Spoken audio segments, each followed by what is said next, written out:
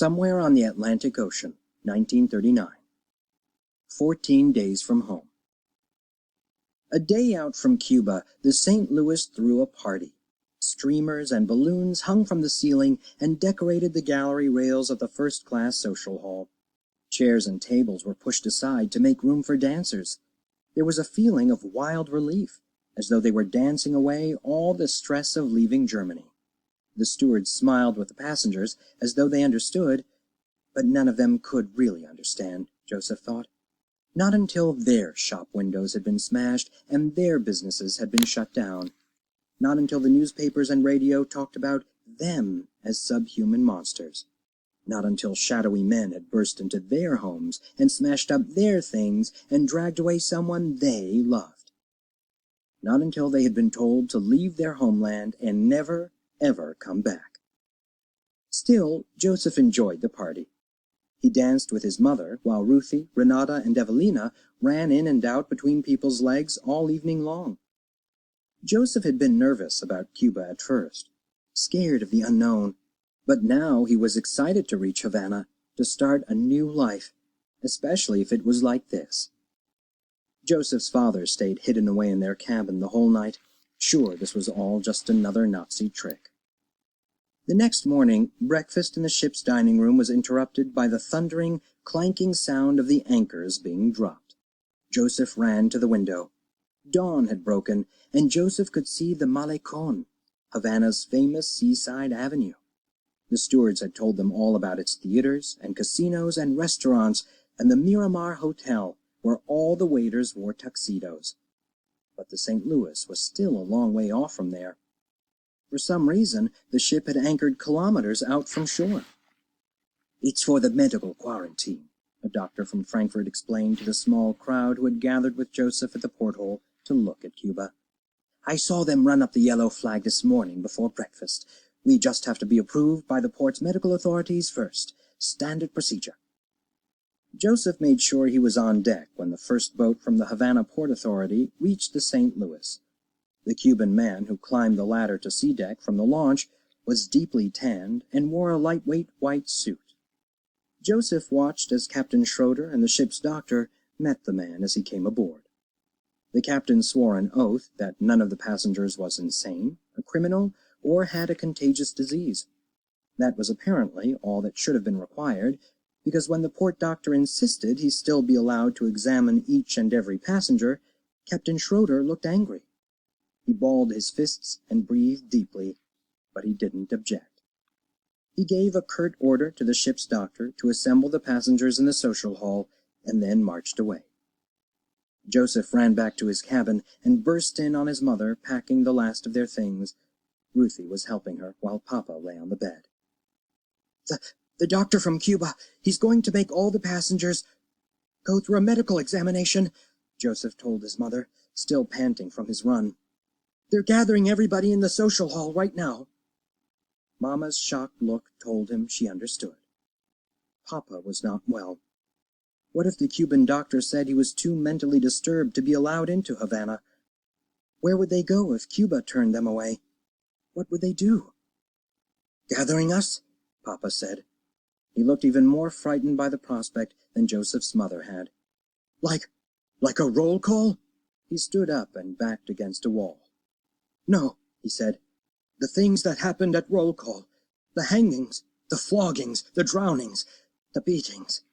He wrapped his arms around himself, and Joseph knew his father was talking about that place. Dachau. Joseph and his mother stood like statues, afraid to break the spell. "Once I saw another man shot dead with a rifle," his father whispered. "He was standing right beside me.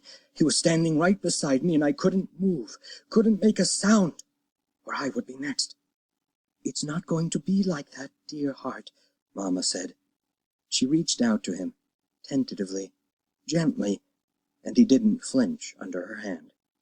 "You were strong once before in that place.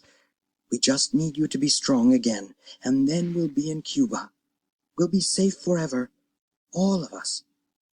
It was clear to Joseph that his father was still lost in his memories of Dachau as they led him to the social hall. Papa looked frightened, jittery. It scared Joseph when his father got this way, but he was even more scared that the doctor would see Papa's condition and turn them away. Joseph and his family joined the other passengers standing in rows, and the doctor walked among them. Papa stood beside Joseph, and as the doctor got closer, Joseph's father began to make a low keening sound, like a wounded dog. Papa was starting to attract the attention of the passengers around them. Joseph felt a bead of sweat roll down his back underneath his shirt, and Ruthie cried softly. "Be strong, my love," Joseph heard his mother whisper to his father. "Be strong, like you were before." "But I wasn't," Joseph's father blubbered. "I wasn't strong. I was just lucky. Could have been me. Should have been me." The Cuban doctor was getting closer. Joseph had to do something. But what? His father was inconsolable. The things he said he saw, Joseph couldn't even imagine. His father had only survived by staying quiet, by not drawing attention to himself, but now he was going to get them sent away.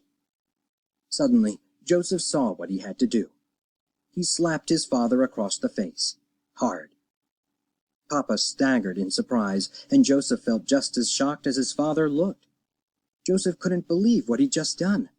6 months ago, he would never have even dreamed of striking any adult, let alone his father. Papa would have punished him for such disrespect. But in the past 6 months, Joseph and his father had traded places. Papa was the one acting like a child, and Joseph was the adult. Mama and Ruthie stared at Joseph, stunned, but he ignored them and pulled his father back in line. "Do you want the Nazis to catch you? Do you want them to send you back to that place?" Joseph hissed at Papa. No," his father said, still dazed. "That man there," Joseph whispered, pointing to the doctor. "He's a Nazi in disguise. He decides who goes back to Dachau. He decides who lives and who dies. If you're lucky, he won't choose you. But if you speak, if you move, if you make even the slightest sound, he will pull you out of line, send you back. Do you understand?" Joseph's father nodded urgently.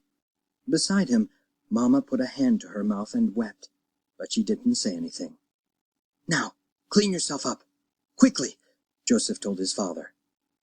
Aaron Landau dropped his wife's hand, dragged his oversized coat sleeve across his face, and stood rigidly at attention, eyes forward, like a prisoner.